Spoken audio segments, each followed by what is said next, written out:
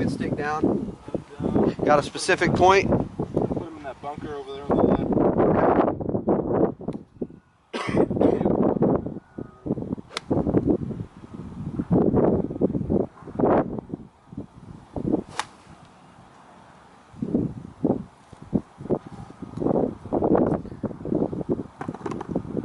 Hitting that fade right now, I don't know, I'm thinking about just accepting it, I guess. Yeah, it's a little bit to do with face angle, and I can tell you right now that your club head path and face angle, if you're swinging, if you're trying to hit that ball into the bunker where you're lined up right now, that's what's going to happen. Because it was like I talked with Nick about last time. You want to think of this, you should have a second one down as a train track, right? So now I've got my target line where my body's going, and I've got my club head path, right? So if your body's aimed this way and you're trying to swing down that path to hit it to the center of the bunker, what's that going to cause you to do? Over the top, yeah, exactly. And I think a mixture of that club head path being over the top and that face angle being slightly open, you're going to see that little fade, right?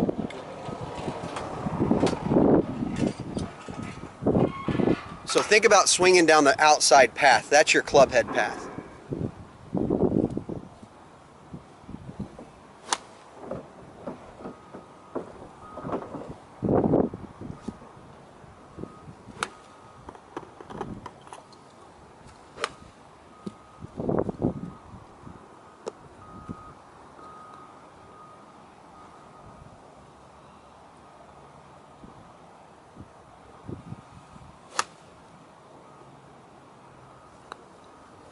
Still coming in. What kind of drill, good drill would you recommend to? If you have a practice buddy, a good drill that I like to use, I call the catcher's mitt. Have him stand behind you and just hold his hand out and try to take that club back to my hand. So just bring that club head straight back to my hand.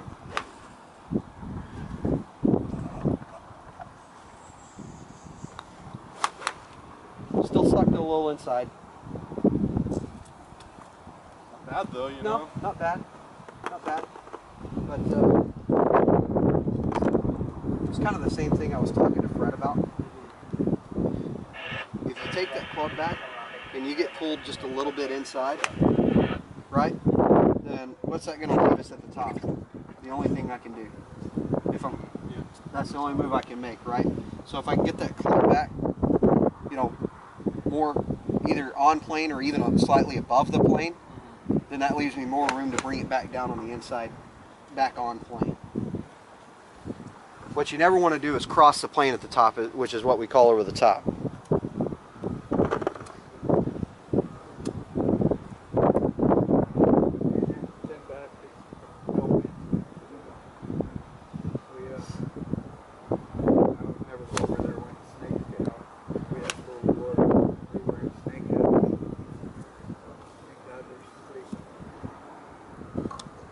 Does that thought make sense? Yeah, it does. It's going to take some practice. It'll take some work. Yeah. One of the things I like to do also is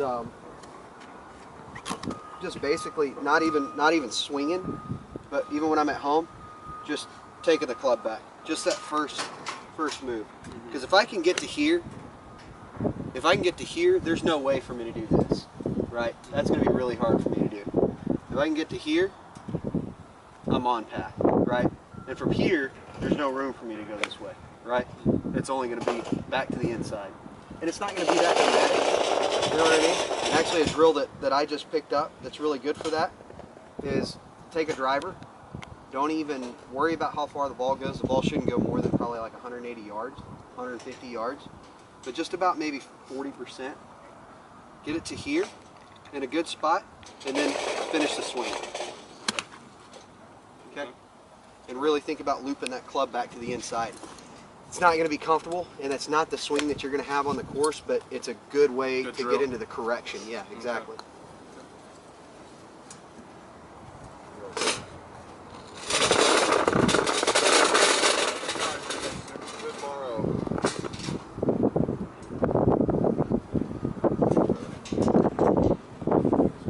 Perfect. Yeah, perfect. That right arm, you know, know, you can feel, there you go, perfect. See from there, now finish the swing, slow, loop it back inside. There you go. And like I said, you don't need to kill this. It should be really slow.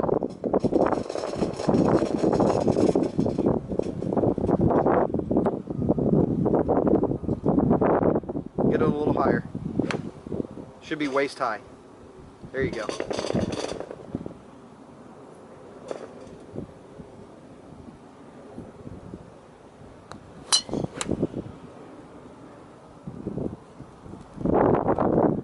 That's good, yeah.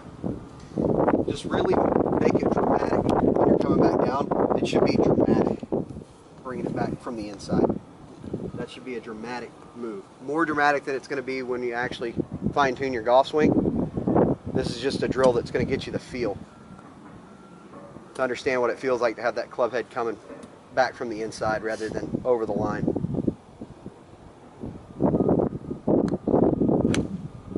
Good.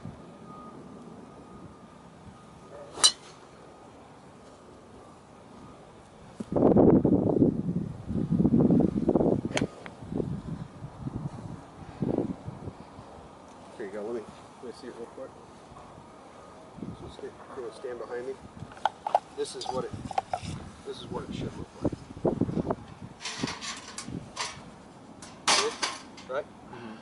Mm-hmm. And that's the ball flight you should see. That little drop. Okay? So it's just that dramatic move back inside.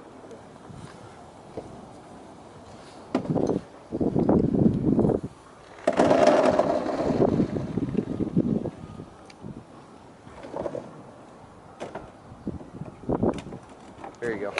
Don't let the club move to the inside before you get to the top. That's the move. So take the club to the top. That's where the inside move should go. There it is. That's it.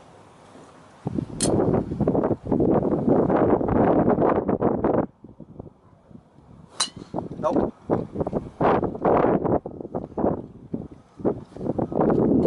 It's all that first half of the swing. So get to a good position.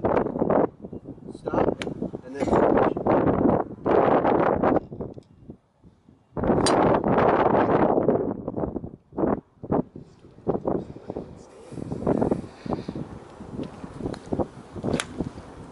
But it should be this, Fred. This is the drill.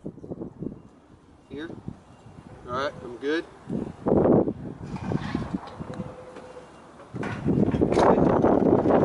Inside. There it is.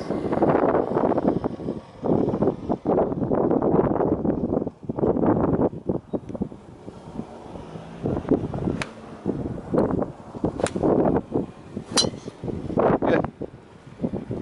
What you're used to doing is kind of what I would think of as holding on for dear life. Mm-hmm. And that's what's kind of causing that little fade or that little block. You don't need to hold on, because if you're coming back from the inside, everything's going to release. All right, so you don't need to hang on to it. It shouldn't be here. Right? You don't need to hold on to it that long. Just let it go. Does that make sense? Yeah.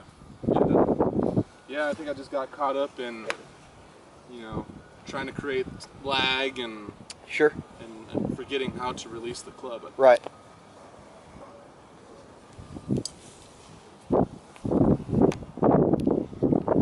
Just work that drill for me. And this will be the one that you'll take away for next practice session. Okay. And people are going to think you're crazy when you're standing out on the range hitting 180-yard drives. And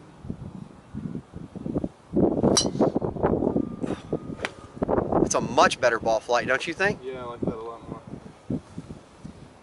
As far as the line, I mean, that ball will be higher the harder you swing, right? You're not going to hit the little bullet. Yeah. But that line that the ball's on, rather than that kind of that weak left to right. Mm-hmm. I like that a lot more, for sure. Nice. Good.